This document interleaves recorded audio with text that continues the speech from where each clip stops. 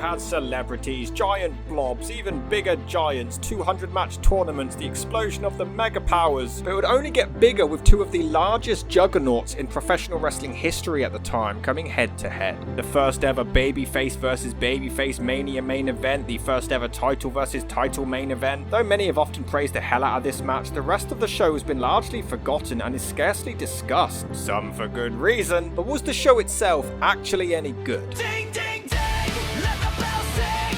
You and me, one-on-one in that very ring. Pro wrestling is on a life sentence, and we're here to review it with a vengeance in that very ring.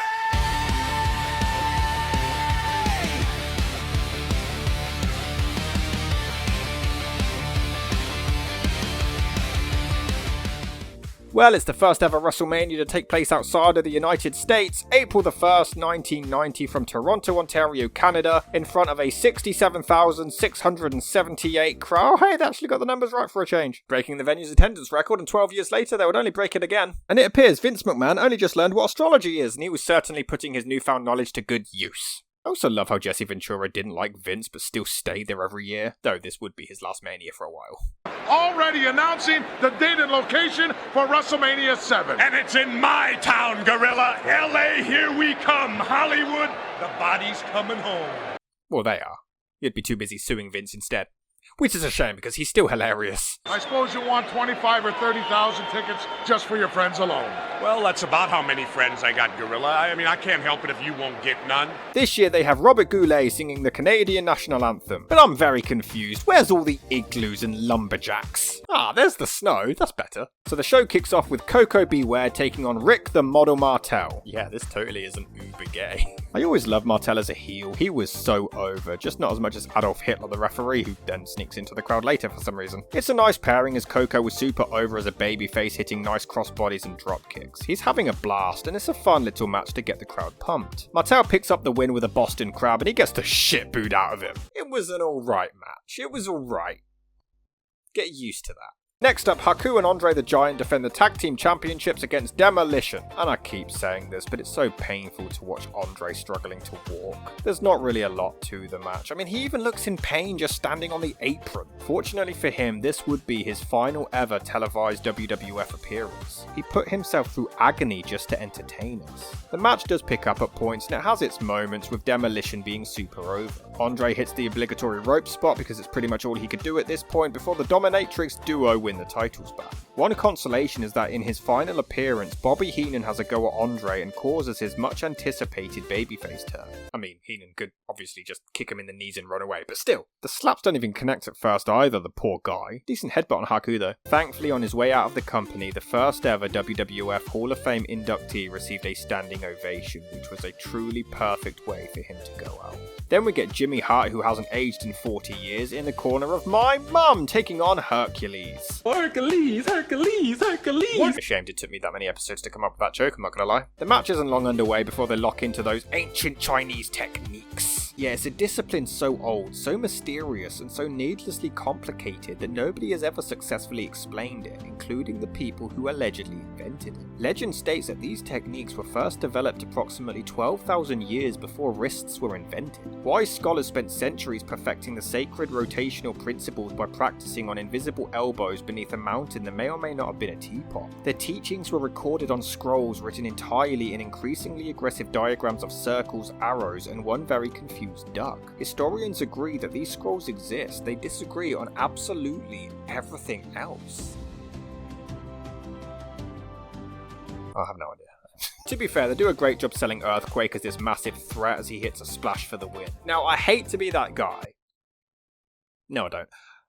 I've always hated Earthquake Splash. Like, I get it and I respect him for being safe to work with, but it clearly barely makes any contact. You're stretching the disbelief a bit too far when he's clearly just slamming his boots on the mat and then lightly lowering his lower body onto them. He does it later in the show too, and it has the same issue. There's barely any contact and it just looks shit. Everybody has flaws. Next up, we see the Macho Man's brother, who's in the corner of the undefeated Mr. Perfect, except he lost to the Ultimate Warrior the previous month, but it didn't count for some reason, taking on Brutus the Barber Beefcake. What even are his tights? I'll genuinely never understand why Perfect wasn't a world champion. He was so good at selling. Like, so good. Some might even say, what's the word? Fantastic. Okay, sometimes a bit over the top. Are we sure we don't need a DNA test with him and Dolph Ziggler? He also managed to sell Beefcake as a great hero as Perfect tries to cheat, but he won't stay down. Long before we had 800 false finishes on a random SmackDown for no title. Before a shocker where Beefcake randomly ends the match. Alright, it's very out of place. And if they were to canonically say that this ended Mr. Perfect's streak, Brutus Beefcake, really? And then, in a semi-unscripted moment, Beefcake attacks Genius to cut his hair, and Larry genuinely wasn't told that this was going to happen. This was completely real, and apparently he cried backstage, and his brother was pissed. Bit of an overreaction, calm down, mate. Everybody makes mistakes. Then we had backstage for a perfectly normal promo with Roddy Piper. Oh my god! Go on then. Defend it. Come on. This has been removed from all broadcasts. No, this wasn't racist, was it? No! Go on! Come on, Piper! Yeah, defend it, come on! So after Piper making 8 noises to Mr. T and then this, it's not a great look. He takes on Bad News Brown, but I feel so uncomfortable watching it. There's even a sign asking for him to become the Prime Minister. This is the babyface who has done half blackface, and he's smiling proudly, and the white fans are laughing it up and everything. Yeah, the black guy doesn't seem too happy though, I can't imagine why. He dances around and brags, Gorilla Monsoon laughs it up. Yeah, everyone is loving the disturbing racism. And then people saying, oh, well, you know, it's a product of its time. No. Blackface was horrifically racist long before 1990, thank you very much. The fans even chant for the guy doing blackface. I feel like I need a shower watching this. I can't even concentrate on the match. I feel like I need to confess my sins, and I didn't even do it. This had to be approved by writers, bookers, promoters, talent, sponsors. Nobody stepped in. And just when you think it can't get any worse, he puts a Michael Jackson glove on his black hand. But it's okay, guys. The only way this paint would actually come off was a solvent solution, and Andre the Giant hid it as a prank and replaced it with water. So Piper couldn't actually wash off the paint for weeks and had to go through the airport half black. Serves you right, shouldn't have done it, weirdo. So anyway, they both get counted out. Yeah, they couldn't even let the black guy win for revenge. No. Glad that won't be a reoccurring theme on WrestleManias. Then we get Steve Allen playing the piano with Nikolai Volkov and not the Iron Sheik. I get no kick from Ukraine. But that's aged well. They're taking on the Hart Foundation. Naturally, they want to sing the Soviet national anthem and they get booed. But man, I miss the Sheik. Just putting that out there. And then they lose almost instantly. Alright, the thing is, with the first at least 4 WrestleManias, you got the feel they were these big spectacles, these massive events. We're now at the stage where there's no big spectacle, there's nothing great, it's just your average show, really. It often feels more like a regular SummerSlam than pulling out all the stops for the biggest show of the year. Next up we get the Barbarian taking on Tito Santana. Again, there's not a lot to the match. Barbarian hits a nice boot, but I've never really understood the foot on the rope thing. Heenan does it for him here, but Barbarian clearly has the energy to just kick out anyway. It happens twice, just lift your shoulder up, it's the same amount of energy, you silly cunt. Although he nearly kills him with a clothesline, fucking hell. And then he no-sells and begins moving not long after. Next up, Sapphire. It's not racist, it's not! It's not! It's not racist! This guy thinks everything is racist! It's not racist! It's not! And Cody's dad taking on Randy Savage and Sensational Sherri, who get cheered for some reason despite being the heels. And why are they standing on the wrong corners again? It should be bottom right and top left. Yeah, this really wasn't a good WrestleMania for black representation. I feel dirty. There's a terrible airplane spin. Oh, look at this, a slam now! Too much weight! Wow. I can't get over the crowd reaction to Savage when he's meant to be the dastardly heel. He really does his best to try to save it. But Sapphire is awful. She drags Sherri off of Dusty's shoulder at one point, but... Oh, look at this! What the hell was that? And then she goes for a pin? The catfight is awful. Sapphire was shit before a terrible roll-up for the win. Then we get Mean Gene interviewing Bobby Heenan, who's sweating like Vince McMahon in a courtroom, before Ronan Barrett accuses Jesse Ventura of being in a porno, and then Monsoon later confirms that there was no porno. I'm glad we spent so much time on that. Backstage, Savage and Sherri have a complete meltdown. And I mean a full-on meltdown. Sherri acts like Bubba Ray Dudley when someone just reminds him that he was only a mid-carder. Calm down, you lost a pointless mixed tag match. And then get this. We get an ad break in the middle of WrestleMania. We'll be back in 5. Just one though, it's not enough. We need more prime. Next up we have Hogan and Warrior both competing with who can pop a blood vessel first. And just a warning, do not play a drinking game where you have a shot every time the Ultimate Warrior says the words Hulk Hogan. I lost my grandmother this way. Hulk Hogan, Hulk Hogan, Hulk Hogan, Hulk Hogan, Hulk Hogan, Hulk Hogan, Hulk Hogan, Hulk Hogan, Hulk Hogan, Hulk Hogan, Hulk Hogan, Hulk Hogan, Hulk Hogan, Hulk Hogan, Hulk Hogan, Hulk Hogan, Hulk Hogan. And why does Warrior have David Bowie's hair? I also love how he doesn't even need a microphone for us to hear him. I'm gonna ask you, do you want to live forever? None of us can live forever. That's aged well. Next up, the Orient Express take on the Rockers, who were always great and had such great energy. Jannetty was an underrated talent who was so good at selling before he gets assaulted and then falls into the crowd, which is pretty funny. And then they get counted out. Second count out of the night. Get used to that. Then I guess Greg Valentine's having a midlife crisis because he travelled to the future and wanted to look like Dirty Dom, so he went back and dyed his hair black. I guess at least now he has some personality. Next up, Dino Bravo from Canada takes on Jim Duggan from America, who waves a USA flag and still gets cheered. Canadians are stupid. It's another nothing match, mostly consisting of Ventura and Monsoon yelling over each other. I didn't see that. I was looking. What were you doing? Filling you? Wait a minute, you filling your face with a hot dog again? No, I didn't have any. You've only had 7. Earthquake gets involved, which I guess means it's okay for Duggan to cheat for the win. The $1 Million Man, Ted DiBiase. Here we are at WrestleMania, and it's the biggest match of your career. I don't think it is, you know. So Ted DiBiase defends his $1 Million championship against Jake the Snake Roberts. To be fair, he knees Ted in the head several times and it does look pretty gross. But it's just another nothing match. Yeah, other than the main event, everything else is so lackluster. Which is wild, we're relying on someone who wasn't that good in the ring against someone who was terrible in the ring. Take your pick on which was which. The crowd are super into it, but it just drags. Considering everyone points out that WrestleMania IV had 16 matches, this one has only one less than that. It is a slog to get through. Hell, the crowd are more preoccupied starting a Mexican wave than watching the damn thing. Despite my disinterest in the match, the crowd energy is pretty hot. There's a nice pile driver, but he doesn't go for the pin for some reason, instead putting his crotch in his face for some reason. Yeah, I'm drained by this point. It's wild that this is the match where the crowd are super invested. Jake ends up getting the upper hand, but not going for the pin because he drinks bleach for breakfast, and then Ted wins with another count out to retain the belt. Man, the finishes during the Golden Era are just all over the place. And I love how a single DDT lays DiBiase out for this long. In 2026, it would take 19 F5s. Next up, we get Akeem. Really? You're keeping this gimmick even after you got Dusty Rhodes? And I don't take money from scum.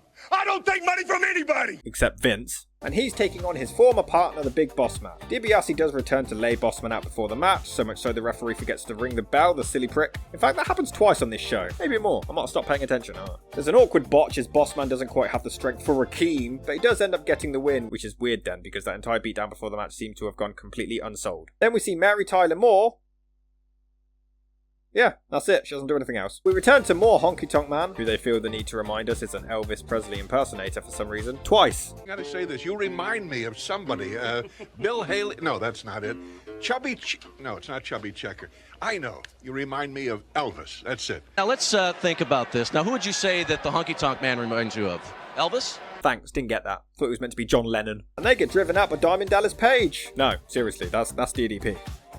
Look it up. But yeah, we totally have time for this. They're coming out to sing their new single. Valentine doesn't even look like he fits in. He looks like a creepy uncle trying to be cool during a midlife crisis. I'm pretty sure the entrance is longer than the song. Also, maybe it's just me, but I don't think these are the best lyrics to have on a show that's plagued with racism. Got to have some honky love. Anyway, the Bushwhacker saved the day. Wonderful. Next up, Hide your wives. it's Jimmy Snuka taking on ravishing Rick Rude. Yeah, this totally isn't uber gay. Who gets insane elevation for a dropkick and an awesome snap suplex. Rick Rude was just amazing. And there must have been something with murderers using diving headbutts. Anyway, Rude gets the win.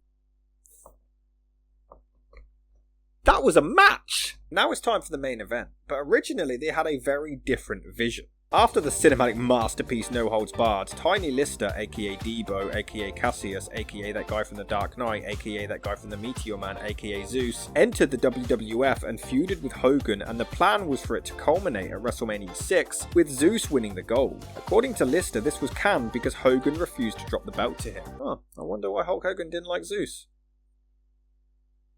Nothing really stands out to me, no. So instead they pushed for Hogan and Warrior, and this made for some fantastic television. These were larger than life icons. Stars like this just didn't exist anymore. It didn't even matter how limited they both were in the ring, they were both huge icons coming to blows. It's an amazing spectacle with incredible atmosphere, it's a great visual, the energy is insane, and the crowd are completely split. WWE won't admit it, but the crowds outside the United States are just always better, and Hogan knew it. He was always so good at feeding off the crowd and getting them involved in the action. It's not a technically amazing feat of professional wrestling, they do a test of strength as each man tries to prove they are bigger and better, and it is a big deal when Warrior actually wins it. Nobody expected that Hogan could actually be inferior at something. But then Hogan wins, it's such a great back and forth. Although this shot is terrible and just looks like Warrior is sucking him off, even more so when he starts to shake his head. Normally this type of wrestling would actually bore me, but the crowd sells it, it's amazing.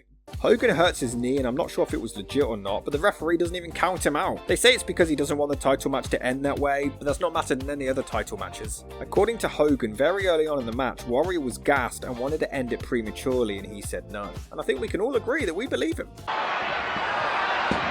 Small package now. Imagine if that was the finish. It would explain why there's a bunch of chin locks and bear hugs so Warrior can catch his breath. There's a great moment where Warrior actually starts hulking up. Yeah, is it annoying Hulk, the no-selling? To be fair, Hogan does make Warrior look superhuman in this. It's a great moment as Hogan fights back in the bear hug, but then the referee takes the bump, back when ref bumps and false finishes meant a damn thing. But I'm genuinely surprised Warrior is lasting this long. He manages to get Hulk up for a gorilla press, but then struggles and just drops him before Hogan no-sells it and starts hulking up. Yeah, you tired of this yet? Some have said that he's supposed to drop them like this, but he never gets out of the way in time, so it just comes across as dangerous. To be fair, in one of my favourite WrestleMania moments, Warrior stops the hulking up mid-flow, and it's such a shocking moment. This was unheard of, and he gets a very quick, sudden win. It was so unexpected that Hogan could actually lose, even if he kicks out with 3 because he couldn't bear to look weak. Because of course, this was his first ever WrestleMania loss, but this was also the first time he had ever lost on a WWF pay-per-view by pinfall. He does pass the torch and this must have killed him, before leaving Warrior to actually have his moment by himself. Fair play. WrestleMania VI is definitely a one-match show. The main event is great, but everything else is a pile of mid. All nothing matches or awful botches or dead finishes. There's nothing else that stands out, nothing that makes this show worthy to be called WrestleMania. If not for the title match, it would be a massive nothing. Hogan allegedly went backstage after the main event and informed people that Warrior was going to fail as champion. And that's pretty much what happened. They tried to turn Warrior into the next Hogan, but he lacked the ability, the diverse personality, and the work ethic. In addition to being difficult to work with, he would end up losing the belt 8 months later, and that's for next time.